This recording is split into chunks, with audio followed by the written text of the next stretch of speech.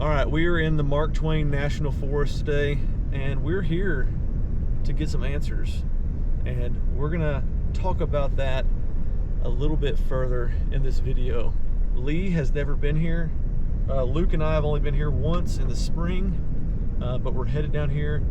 We're on the Glade Top Trail right now, and we're gonna go check out some glades. We're on the road. We'll be there shortly. You love a good glade, don't you? Glades are your absolute favorite. This is more than just a glade. It's Glade Top. You know, in the spring, I didn't think I'd like them that much. I was like, whatever. But they're coming around to be some of my favorite.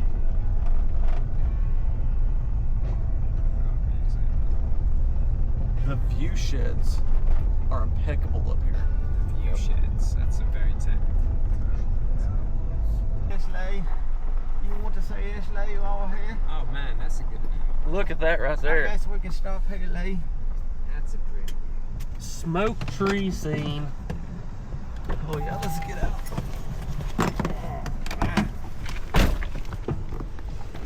Oh.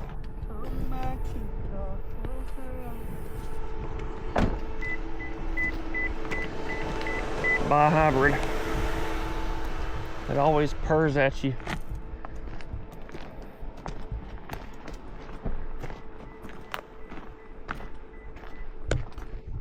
Oh yeah. Here.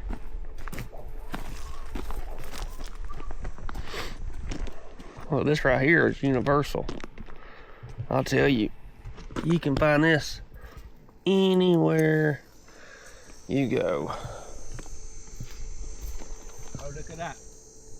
That's some kind of native rose. Come on, Lee, you ain't even made out of the parking lot. That's some kind of native rose right there. What remains of it. How cold is it? I don't know.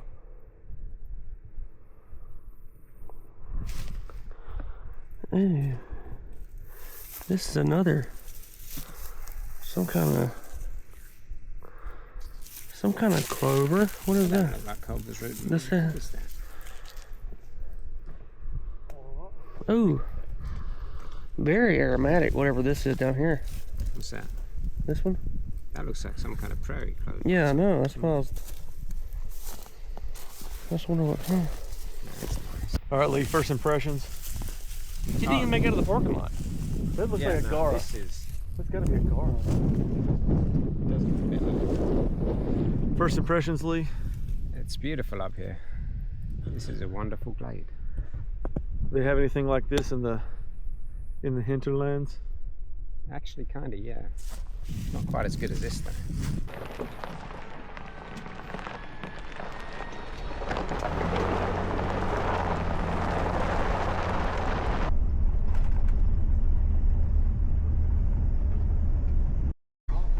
I know, but we don't have a ton of time, so we got to keep that gosh. This is we're about to be Lee. golden hour. What is that? Look at that. Look at that view, man. What are you thinking? It's like I want to go for a walk is what it looks like. What's this little thing? Pineweed? No, it's not pineweed. It's not pineweed. No, it's an aster. We can't even get out of the parking lot with Lee.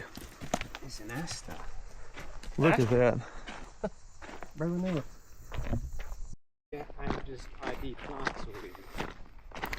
Lee wants to stay in the parking lot to look at plants. Trying to get him out here onto the glade. That is very crispy right now. Very They haven't had rain in a while. very crispy glade, which is what makes glades glades. They're super wet in the winter, they're super dry in the summer. They basically turn from a wetland to a desert because they have very shallow soils that are poorly drained and easily dried out. Look at this. Oh gosh. What are you looking at there, Lee? It's like some kind of little aster, maybe. You know what that one is? I don't know what that one is, Lee. I'm not familiar with any of these plants. A lot of the stuff here. Small paliflox. Look at the range. Stuff here is like much more western. Way more western. Yeah.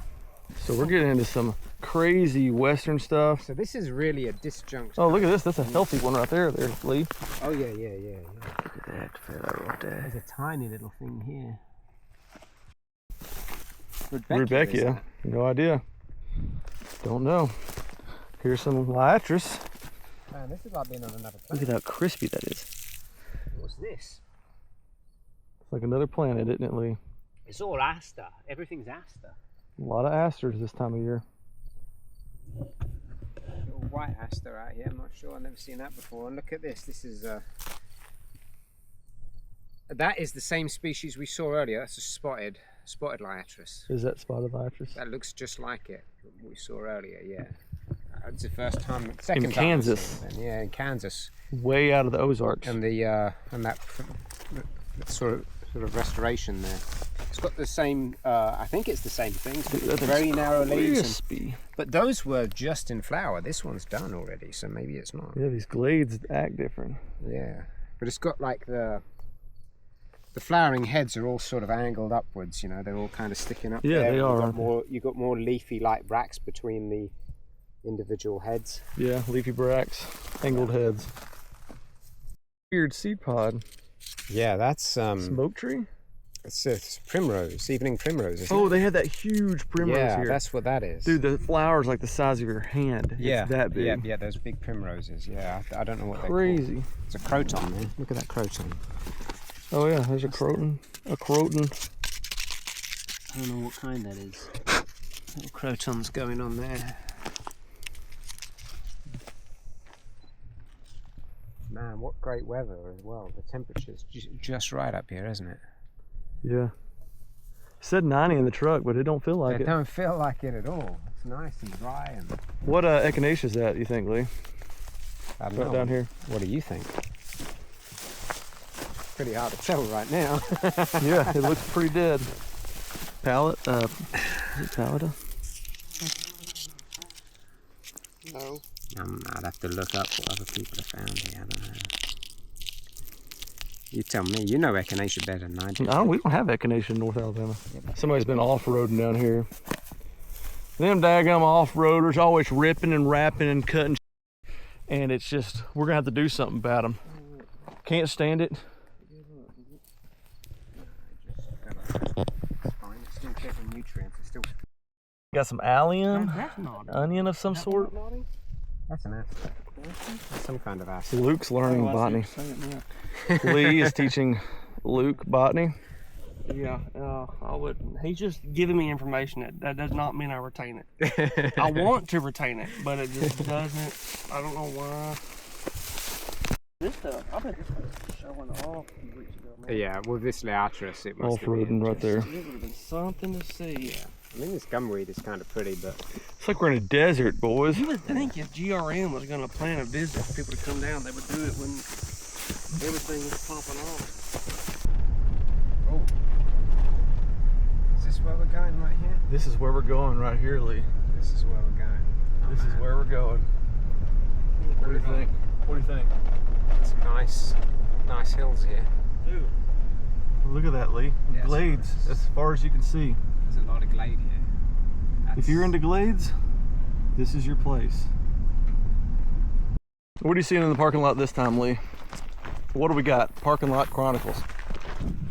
Botanizing parking lots. What do we got? This is good. This is good. This is good. He's looking right past the rye, right past the switchgrass. He's going straight for this tree, y'all. No, it's not. What do we got? It just looks like Rose aromatica with some nice native grape on it. Maybe summer grape by the look of things. Very glaucous, very smooth. Probably. Very glaucous, very smooth, very demure. A little bit hairy maybe there. A little bit hairy. what you call it. That's a weird looking Rus aromatica. It's a lot more lobed. Yeah, it is, isn't it? I think it might just be resprouting, maybe just that kind of New growth from a mature vigorous plant. growth from an established root. Here's some grapes right here. Oh, nice. Try them, Luke. Luke tests. The cameraman tests. What is this? It's great. Is it? Yeah. Luke, because Luke's honest. Luke will tell you if it's good or not. So you don't have to try it at home.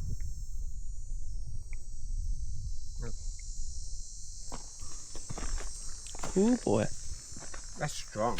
Yeah. What grape is that, Lee? Nightshade? Is that what you said? That's strong. What kind of grape? I think it's summer grape by the look of things. I'm not sure. Grapes are really difficult, complex, and there's probably more species than are really recorded. It's definitely in that group of like Vitis vestibulis or something in that group. But You heard it here first, y'all. There's a lot of grape species that have not been identified. We need more botanists like Lee here. That's got to be one of the most scenic bathrooms I've ever seen at a park. Here we go, candy picnic area. All right, nice post oaks up here. Look at that. Beautiful picnic area covered in smoke tree. Wow, this is something. More nodding onions. Those ones are nodding. So that makes me think it is the nodding onion that we saw earlier. Those alliums.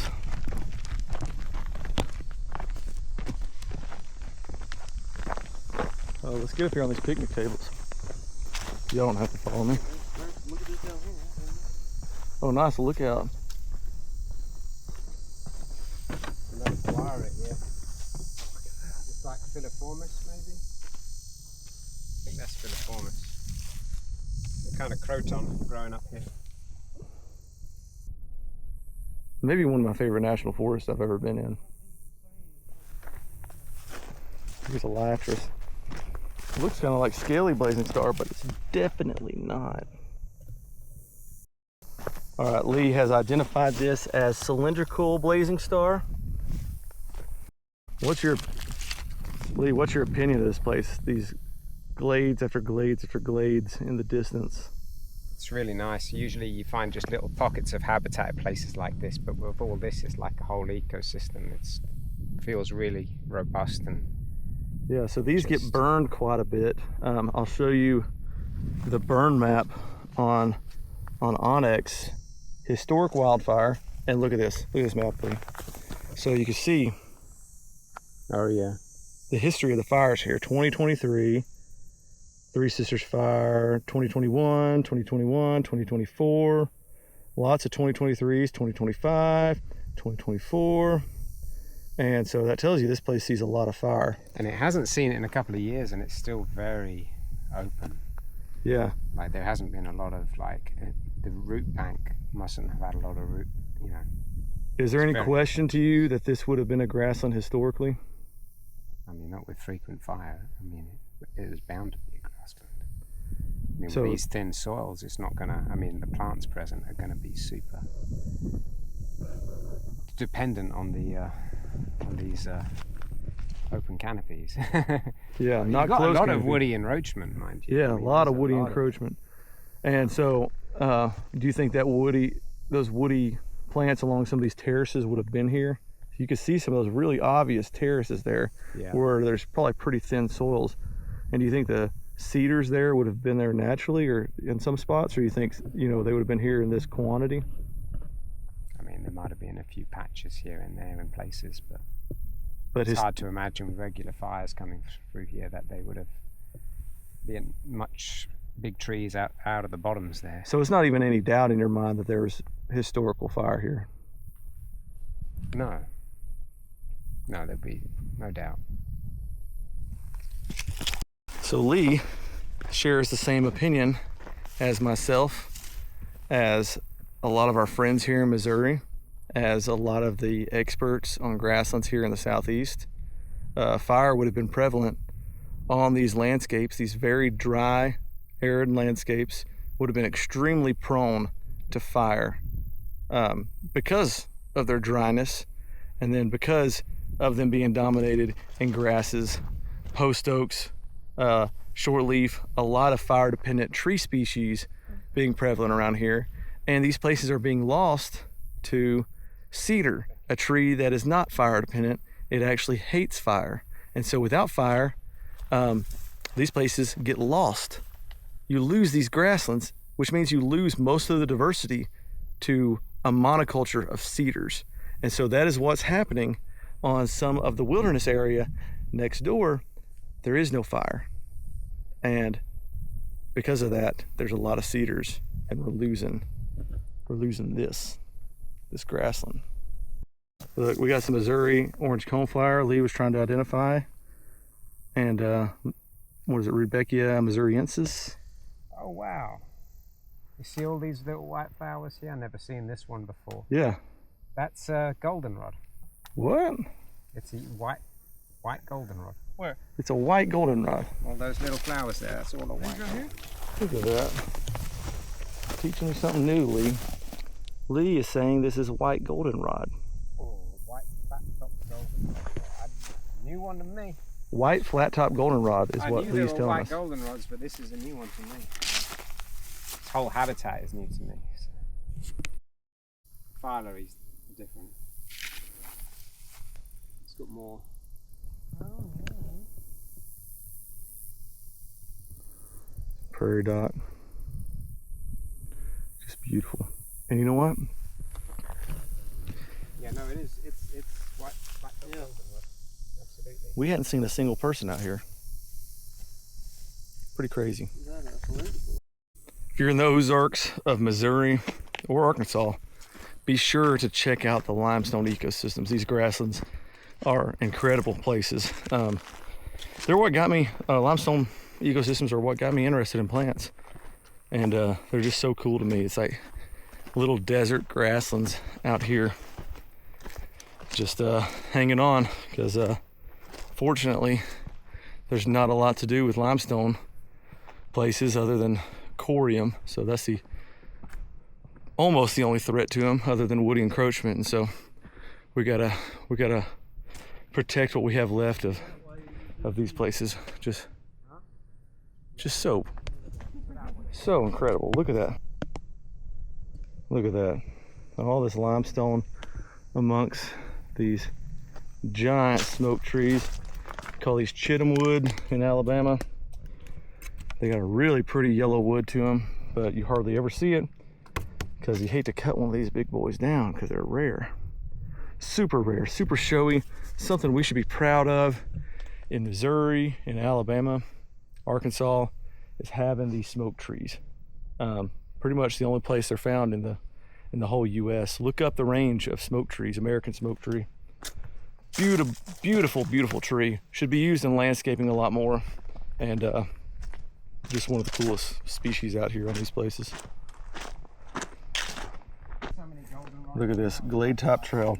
Henry Rowe Schoolcraft wrote the first description of a Missouri glade in his 1818 travels through the Ozarks. He described the country as consisting of a succession of limestone ridges skirted with a feeble growth of oaks, with no depth of soil, often bare rocks upon the surface, and covered with coarse wild grasses, sometimes without trees or brush of any kind.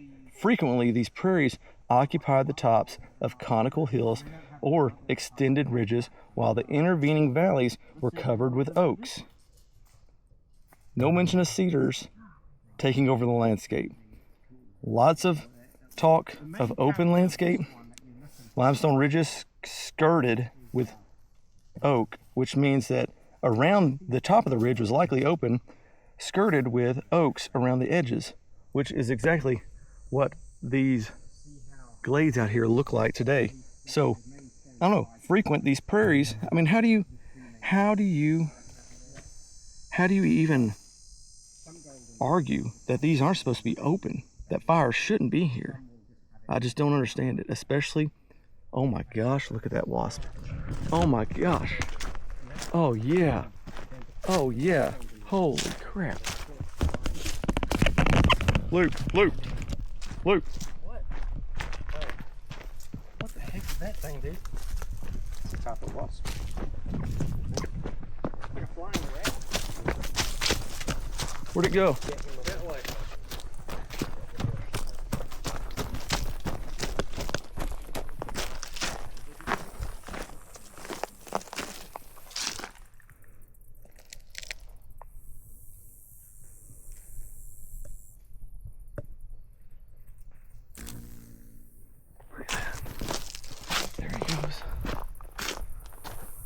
Holy crap, that thing's huge. What do they call that? Oh my gosh, what kind of wasp? They call that a It's a wasp? yeah, it's a wasp. They call that a oh, they carry. I know the name and I can't think of it. Huge, huge wasp. It's an ironweed, right? I don't know what type it is. Gotta be. Here, look how fast this works, y'all. I might, yeah. I don't know what it is. Arkansas ironweed. Look at you, Lee. It's okay. We'll give it away. Because it looks like an ironweed. It's the way that it is. Okay. It just Because, looks like it. okay, here's the thing. All its flowers are kind of at the top of the stem, and they're kind of coming out to form like a little head. Okay. You know, this is unusual because it hasn't got many heads, but each head has quite a lot of little flowers in it. But also, the color and shape of these little flowers, the way they're sticking out, they don't have any ray petals because they're an aster, but they don't have any ray petals. Ironweeds never do. I say never. There's probably one that does now. I've said that, but so and the leaf structure is opposite, and they're kind of like long and narrow. That's typical of ironweeds. So it just struck me as an ironweed because of that. And this has really interesting phyllaries. These little bracts underneath the heads because they're so like fine and filament-like. That's a big thing when you're trying to ID ironweeds. Does it have like these big scaly round phyllaries, or does it have little narrow filament-like phyllaries? But these have got quite robust heads. So are these, is that phyllaries here? They have them. The green underneath? Yeah. That's phyllaries. Yeah, okay. those kind of things. Those are on asters. The green part, yeah. And they're those little bract-like things that sit underneath the head. They're real fine. Yeah, and on these ones, of course, you can see them much more because they don't have the ray petals getting in the way. But yeah, that flower, that color, the way the stamen come out like that and quite projecting, it's all fairly typical of some kind of ambrosia, don't it? What do you think? Oh, sumpweed. Oh, is it sumpweed? Oh, of course it is. Yeah. No, smell it does. them. Yeah. It loves disturbed soils. Yeah, but I mean, usually you see it in sort of wetter places. Yeah, so No, it's sumpweed. This is one of the things the Native Americans used to use a lot of. yeah, it was one of their main food sources. The 4 lost crops, It was actually a cologne. Yeah. and it smells incredible. Yeah, it does Use smell it as good. a cologne. Yeah. But this is it right there, by the way. Man, usually it's a much larger plant than this. This Yeah, is it can really get like struggling up to on your the chest. Glade. Some of them. Man, this is struggling on the. But that's your thing with glades. Or Things are usually crossover. stunted, so they can survive these harsh conditions. But Do you think there's a different species of sumpweed up here? There could be. could be. Try to find out.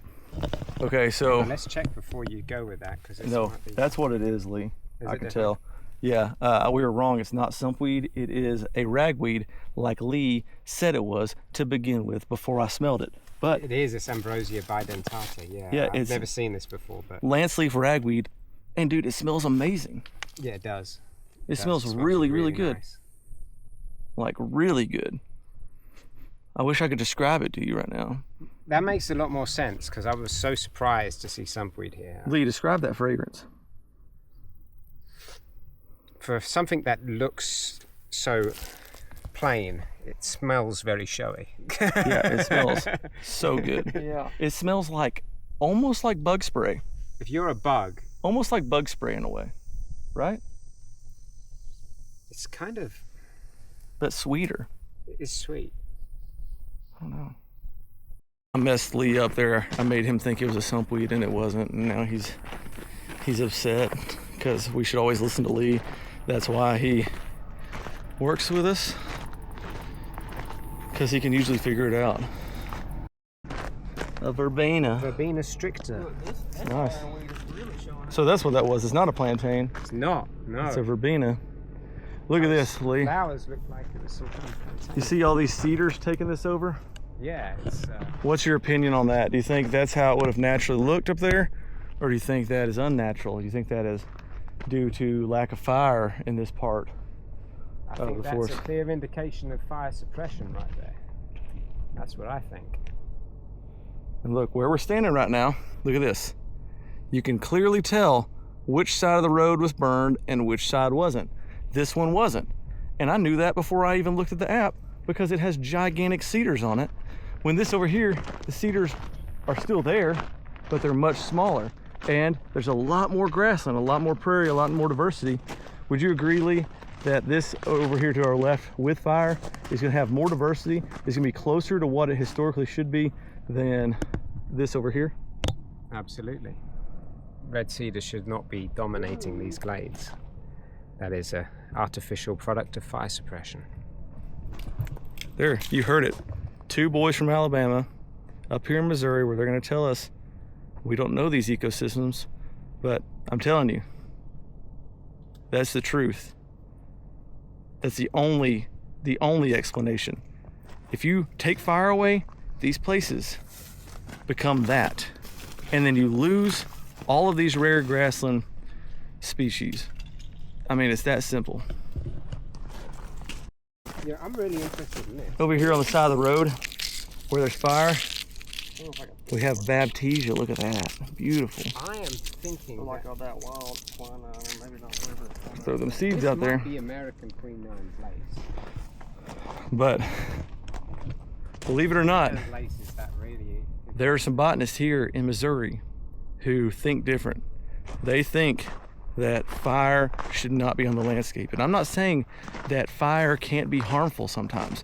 That poorly timed fire isn't a thing. That is definitely a thing. But naturally, these places would have burned. And keeping fire from these places hurt the species that have been here for millennium, adapting to these conditions where there's fire. And that's how I feel, and that's how most botanists and land managers in the Southeast feel, because it's the truth. It's the truth, and we know it's the truth. And the proof is right here in front of us when we look at it.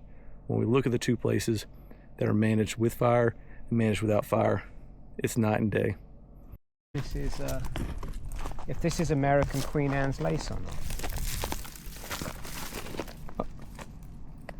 It kind of looks like it might be. I've never seen it before, but I'm trying to figure it out.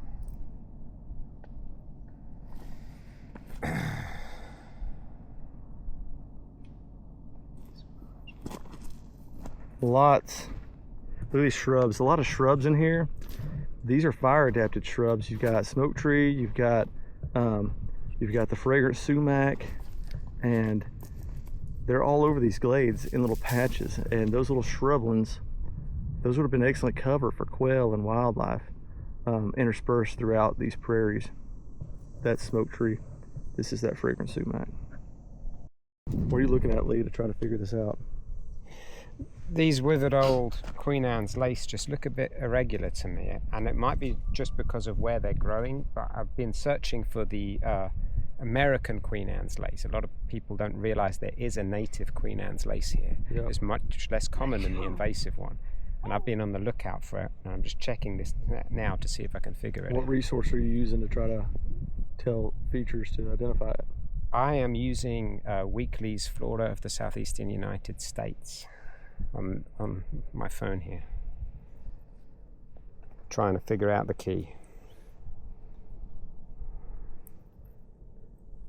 What are the? It's not a murder wasp. It's a tarantula hawk, is what it is. That's what it is. I remember the name. It's a tarantula hawk, and it just disappeared. There it is, right there. Look at it. Oh yeah. No, I don't think it is. It's a tarantula hawk. So Lee does not think that Queen Anne's lace was the native Queen Anne's lace. He thinks it's the non-native one.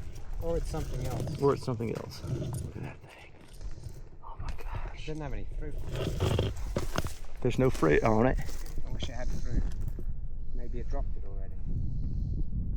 Well, We can yeah. swap places again if you want. Well, let's. Yeah, we might. There's something we might see between here and there. That was the Mark Twain National Forest. And It's beautiful Glade landscapes. We're on the Glade Top Trail, and we are headed back to Alabama, the Holy Land, the land of opportunities And diversity. the land of diversity. Hey, what'd you think? Final reaction to Mark Twain National Forrest, Glade Top Trail. What'd you think? It's top tier. Very good. Top tier. You gonna be back? I'd like to be back. You should bring the family. Yeah, no, it's a nice place. Drive through here again for sure. All set. Let's go. Maybe start a fire on the way through. Yeah, sounds like a plan right there.